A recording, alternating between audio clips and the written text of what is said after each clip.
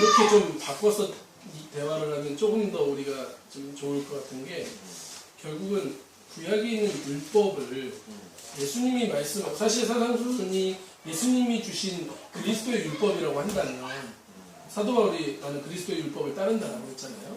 그러니까 그리스도의 율법이라고 한다면 지금 우리가 알고 있는 율법이라는 구약의 율법이라는 개념과 우리가 지난번에도 한번 이런 대화를 나눈 적이 있었던 것 같은데 그건 한번 정의가 필요해요. 그것이 왜냐하면 우리가 굉장히 헷갈리는 부분이거든요. 율법과 율법의 행위와 그렇죠. 하나님의 법. 그러면서도 또 예수님이 말씀하신 이런 부분들을 우리가 어떻게 보고 또 사람들이 이야기하는 사실 이스라엘과 둘러싸가지고 율법이라는 것 가지고도 지금 굉장히 어떤 의미에서는 율법의 회복이 이스라엘 회복이다. 이렇게 몰아가는 분위기도 없지 않아 있고 또 마치 안 하면 우리 안에서도 굉장히 부담감이 느껴지고 어제도 우리 차 타고 오면서도 그 절기나 이런 부분들도 사실 우리가 생각해 볼 필요가 있다고 생각이 듭니다. 좀 정리가 좀 됐으면 좋겠는데 서로 갖고 있는 생각을 좀 이야기하시면 이렇게 좋지 않을까. 저는 어떻게 생각하니? 우리 선생님 그게 주된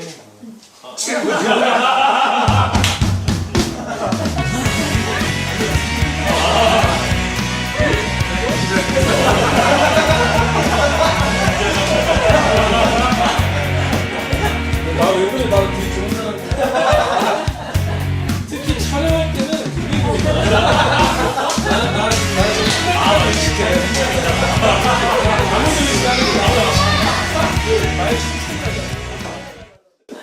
그러니까 지금 목사님 제기하신 문제가 네. 저는 또 요즘에 한국에 왜 히브리적 뿌리 찾기가 그것도 좀 헷갈려요. 그게 엄청난 관념이 생겨버리잖아요. 그렇죠. 그러니까 그 부분이 정말 정의가 필요하겠더라고요. 굉장히 그렇죠. 뿌리를 찾는다는 게 과연 뭐냐? 그러니까 그게 뭐냐 이거. 아주 핫한 주제. 오늘 집에 못 가는 거. 자야겠다. 그만큼 어려운 거예요? 오늘 일은 오늘로 족하다. 더 이상 그렇게 하지 마.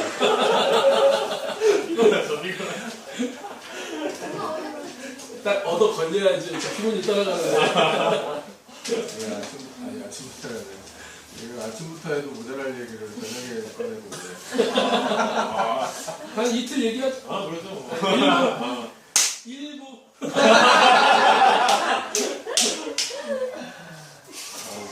이스라엘 회복이 율법 회복으로 이야기가 어떤 들어온 부분도 없지 않아 있거든요. 그게 한국인이 그 영향이 많죠. 엄청 크죠. 알게 모르게. 예. 그리고 히브리적 뿌리찾기라고 하면 일단은 굉장히 그 말이. 그래 우리가 신약을 너무 중심으로 살았어 라고 하는 개념 속에서 뭔가 우리가 지금 잃어버린 어떤 것을 향해 가야 된다라는 그런 느낌이 없지 않아 있고 또 실제로 그럴 수도 있는데 그 부분에 대해서 우리가 어떠한 이제 이 균형을 가져야 될지 이런 부분은 정말 필요한 것 같아요. 네.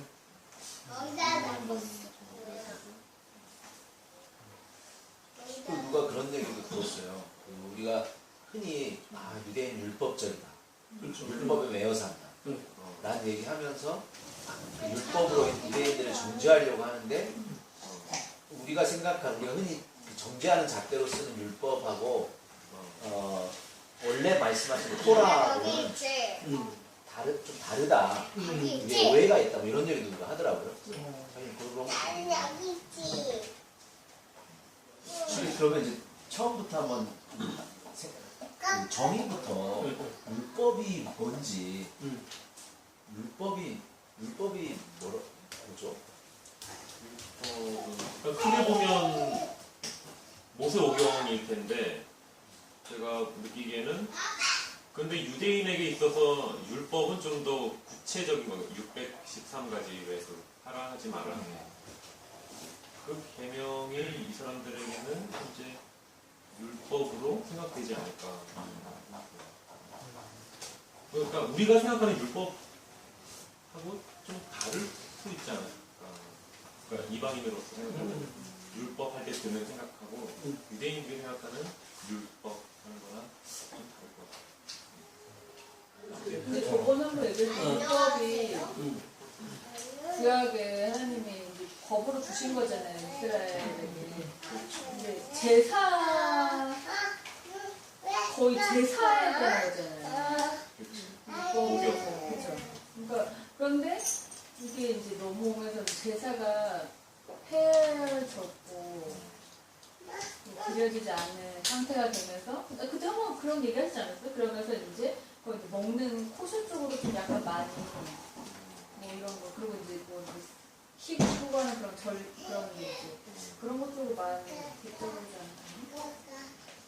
이게 얘기를 하자면 진짜 밤새는 건 아니지만 근데 시간은 얘기를 하고 나서 이야기를 해야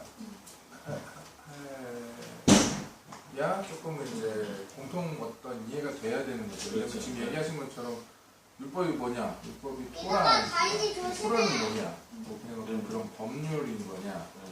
뭐냐? 뭐 이런 식의 이제 그것 자체도 사실은 우리 안에서 정의가 안 돼 있고 합의가 안 돼 있는데 율법을 지켜야 되냐 말아야 되냐를 논의한다는 것 자체가 사실은 지금 맞지 않는 거죠. 어떤 사람의 생각으로는 나는 율법이 이렇게 해야 되니까 나는 이걸 지켜야 된다고 생각하니까 나는 율법을 지켜야 된다고 하는데 이 사람 생각은 나는 율법이 이건데 이걸 다 지키라고 그래? 그러면 너는 옳지 않아 이렇게 여길 수도 있는 거고 율법에 대한 개념이 완전히 다른 그러니까 거죠. 이제 그런 부분에 있어서 율법이 뭐냐라는 것을 이제 조금 정리를 할 필요가 먼저 있는 거죠. 그렇지 않으면 이걸 지켜야 되냐 말아야 되냐도 우리가 논의할 수가 없는 거죠. 이걸 먼저 일반적으로 생각은 크게 아까 목사님이 얘기하신 것처럼 크게 범주를 한다면 모세 오경을 의미하는 거죠. 이게 토라라고 해서 이제 그 모세 오경을 따로 떼어놓고 지금도 그래서 토라 포션 뭐 하듯이 거기를 뭐 계속 그거는 중심으로 있고 거기에 나와 있는 어떤 가르침과 명령과 하라 하지 말라를 지키려고 하는 것. 그래서 이제 거기에서 파생된 것을 토라를 지킨다, 토라를 읽는다, 토라를 믿는다라는 것이 이제 거기 나온 것을 그대로 한다라는 거기 때문에 거기 나와 있는 법률적인 것, 행위를 이제 이렇게 해라, 저렇게 해라라는 어떤 그런 것들을 내가 그대로 살고자 한다까지 이제 파생이 되는 거죠. 그러니까 하나님 말씀으로서 이것을 받아들이고 내가 이것을 모세 오경 전체가 사실 법만 한 건 아니잖아요. 또 뭐 출애굽기에서 출애굽기 아니라 창세기에서는 사실 법적인 거는 많이 안 보이는 거고 출애굽기부터 시작해서 이제 법적인 게 나오긴 하지만 그게 이제 전체 내용은 아닌 거죠. 우리가 봤듯이 뭐 전쟁 이야기도 있고 뭐 여러 가지 내용이 섞여 있어서 만약에 그걸 다 추려서 법적인 것만 따진다면 사실 모세 오경 내에서도 그 일부분이 되겠죠. 그런데 이제 그걸 이제 어떻게 보느냐 이거죠. 행위를 규정하는 법률을 이제 이게 그냥 무조건 그걸 다 따라 해야 되느냐 말아야 되느냐의 문제. 그리고 결국 그걸 할 수 있느냐 없느냐의 문제. 그리고 그걸 위해서 그렇다면 뭐가 대안이 있느냐 없느냐. 왜냐하면 하나님이 주셨는데 그거를 할 수 없다면 또 거기에 대한 뭔가 대안이 있어야 됩니다. 저는 율법을 지키냐 안 지키냐의 논의를 할 때는 법률적인 걸로 이제 한정을 지어야 될 것 같아요. 우리가 모세 오경을 지키냐 안 지키냐라고 한다면 우리가 사실 그러면 뭐 어떻게 보면 믿음의 근간이 될 수 있는 거고 그 부분을 자체로 우리가 안 믿는다고 할 수는 없잖아요. 그러니까 그렇게 됐을 때 이제 행위와 관련된 인간의 어떤 행위와 관련된 법률들 이거를 지켜라 이렇게 살아라 너는 어떻게 해라 너는 뭐 내쫓아라 너는 뭐 며칠 후에 뭘 해라 뭐 재산을 이렇게 해라 어떤 내가 이렇게 할 수 있는 어떤 그런 것들과 관련된 법률을 우리가 토라라고 그러니까 율법이라고 정의하는 게 맞는 것 같죠. 그게 이제 히브리어로는 또 토라라고 부르죠. 율법책 이렇게 부르면서. 근데 지금 현 상황에서 이걸 이제 바라보는 것, 그리고 그리스도가 오신 이후에 우리가 이것을 바라보는 어떤 관점에서 이제 하나씩 중요한 어떤 우리가 개념적으로 가져야 되는 하나는 뭐냐면, 지금 우리가 바라보는 그 율법, 이 행위를 규정하는 율법들의 문제에 있어서 우리는 이제 지금 현재 정통 유대교인들, 랍비 중심의 유대교인들이 하는 것을 이제 그걸 규범으로써 이제 아까 얘기한 뭐 안식일에 뭐 엘리베이터 버튼, 안식일에 뭐 차량 운전해야 되냐 말아야 되냐, 안식일에 냉장고 문 뭐 이런 식의 어떤 그런 규범들을 인식할 수 있는데 그 아까 뭐 사모님이 얘기했지만 우리가 한번 얘기를 한 것 같은데 이 유대교 현재 우리가 인식할 수 있는 유대교의 모습은 적어도 예수님 당시에 2000년 전의 유대교의 모습과 많이 달랐을 수밖에 없고 또는 그 모습이 예수님이 비판하셨던 것처럼 처음 모세가 주기 시작하고 기록하면서 어떤 성문화되기 시작했던 그때 당시에 그 사람들이 이해했던 것과 또 예수님 시대와는 또 많이 달라졌을 수 있겠죠. 근데 문제는 지금의 율법의 모습은 예수님 시대와 우리가 생각하는 그 모습과는 상당히 달라졌을 수밖에 없는 거예요. 얘기한 것처럼 아까 율법의 본질은 뭐냐면 율법을 주긴 했는데 다 못 지키는 거죠. 얘네들도 지금 종교적인 유대인들 그 법문을 입고 다니는 신부들한테 가서도 율법 다 지켜? 다 지킬 수 있어? 라고 하면 절대 말 못하죠. 그러니까 스스로 얘네들도 뭐라고 그러냐면 내가 그 지킬 수 있는 율법은 평생 한 번 할 수 있는 율법만 지킬 수 있거든요. 그건 뭐냐면 할례, 결혼 이런 것처럼 인생의 성장 과정에서 그냥 무조건 자연스럽게 할 수 있는 것들만 할 수 있지 매일 안식일을 철저히 그 법률대로 다 못 지킨다는 거죠. 언젠가는 내가 그걸 어길 수밖에 없고 언젠가는 또 다른 걸 어길 수밖에 없고 결국 율법을 내가 통해서 지키려는 것 중에서 깨닫는 거는 내가 율법을 지킬 수 없구나. 그러니까 나는 결국 죄인이구나라는 것을 깨달을 수밖에 없고 그것에 대한 해결책으로 율법적으로 우리가 생각하는 이제 제사가 나오는 거죠. 그러니까 지금 문제는 유대인들은 제사를 드릴 수가 없어요.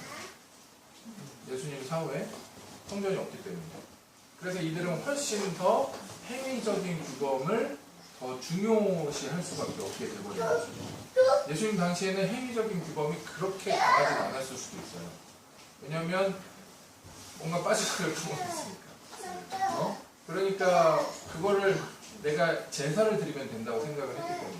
그런데 지금은 제사를 드릴 수 없기 때문에 자신들을 구원할 수 있는 방법이 철저하게 자기 삶을 율법적으로 살아내는 것밖에 없는 거죠. 내가 죄를 짓는 순간 제사를 드릴 수 없다면 사실은 지옥에 갈 수밖에 없는 논리가 됩니다.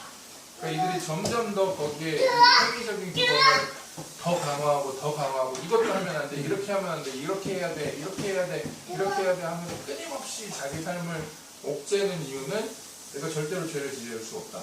죄를 짓는 순간 내가 죄사함을 받을 수 없고 결국은 지옥에 갈 수 있다라는 어떤 이들의 그 기본적인 생각이 지금 하에 있기 때문에 지금 성전이 무너진 후에 유대인들과 랍비 중심의 유대교의 성장은 이 행위 규범을 지독하게 강조하는 방향으로 계속 가고 있습니다. 그래서 코셔도 뭐 우리가 뭐 코셔라고 하는 게 거기 어떤 음식은 먹지 마라, 뭐는 먹어라, 먹을 수 있다, 이런 식의 이제 것들이 좀 있는데 얘네들이 그거를 너무 철저하게 지키는 거예요. 왜냐하면 혹시라도 그걸 내가 어기면 안 되니까. 그래서 여기는 하나인데 유대인들, 종교인들 사는 건 싱크대가 두 개예요. 아니면 부엌 자체가 싱크대가 분리가 돼 있든지. 하나는 육류, 하나는 유제품. 아니면 싱크대가 두 개, 이렇게 같은 데 있어도 싱크대 자체가 두 개가 있죠. 두 개 나눠져 있는 경우가 썩지 않는 거죠. 여기는 유제품, 여기는 육류. 식기도 두 세트가 있어요. 육류, 똑같은 식기를 두 세트를 사면 돼요. 육류, 유제품. 그러니까 그리고 육류와 유제품을 같이 먹지 말라고 했기 때문에 몇 시간 내에 먹으면 안 되냐를 가지고 얘네들이 또 하는 거죠. 몇 시간이 지나야 육류는 소화가 되고 몇 시간이 지나야 유제품이 소화가 되기 때문에 배에 없을 때 그걸 먹을 수 있다는 거죠. 그러니까 이런 식으로 더 계속 어떤 철저하게 이것도 안 돼, 이것도 안 되는 거 아니야, 이것도 안 되는 거 아니야 하면서 계속 하는 이유는 결국 이들이 지금 가진 한계는 제사를 드릴 수 없기 때문에 행위적인 규범에 대해서 훨씬 강조하고 훨씬 문제가 커져버린 상태가 되어버린 거죠. 그런데 우리가 바라보는 이 모습은 이거잖아요. 그리고 자칫 잘못 생각하면 지금 현재 유대교회 이 모습이 예수님 당시 모습이고 마치 또는 그 전에 뿌리적 뿌리의 모습일 수도 있다. 얘네들 이렇게 하고 저렇게 하고 이렇게 해야 되고 뭐 절기는 이렇게 지키고 절기 때 뭘 해야 되고 뭘 먹어야 되고 뭐 옷은 뭘 입어야 되고 뭐 복직은 어떻게 해야 되고 뭐 긴 치마를 입어야 되고 뭐 온갖 어떤 그런 것들에 대한 행위적인 규범을 자칫 오히려 예수님 이후 이게 왜곡되기 시작한 방향으로 큰 문제화되어 있는 거를 우리는 그걸 마치 성경에 우리가 잃어버린 어떤 본질처럼 착각을 해버리게 된다. 그래서 우리가 알지만 성령으로서 구원받을 수 없다라는 걸 알게 하는 게 율법이라고 생각하고 그리고 또 반대로 그 율법을 지킴으로 인해서 그 안에 숨겨진 그리스도의 본성이 무엇인지를 그림자처럼 그리스도가 어떤 분인지를 우리에게 알게 하는 유익이 있는 거죠. 그 율법이 그걸 그리스도가 누구인지를 깨닫게 하는 거죠. 그래서 그런 의미가 아니라 행위적인 규범으로서의 우리가 율법을 이해한다면 그것을 절대 지키면 안 돼요. 지킬 필요가 없는 거예요. 그렇기 때문에 그거를 우리가 구분을 좀 한다면 그리고 지금 현재 우리가 바라보는 이 지금 종교인들의 모습 랍비 중심의 유대교는 성경의 유대교는 절대 아니죠. 그래서 그걸 구분하지 않는다면 율법을 지켜야 되냐 안 지키냐의 논리 자체가 이게 엉뚱한 방향으로 서로 싸우고 있는 구조가 될 수 있는 거죠. 율법을 뭐 사실 아주 단순하게 지키지 말라고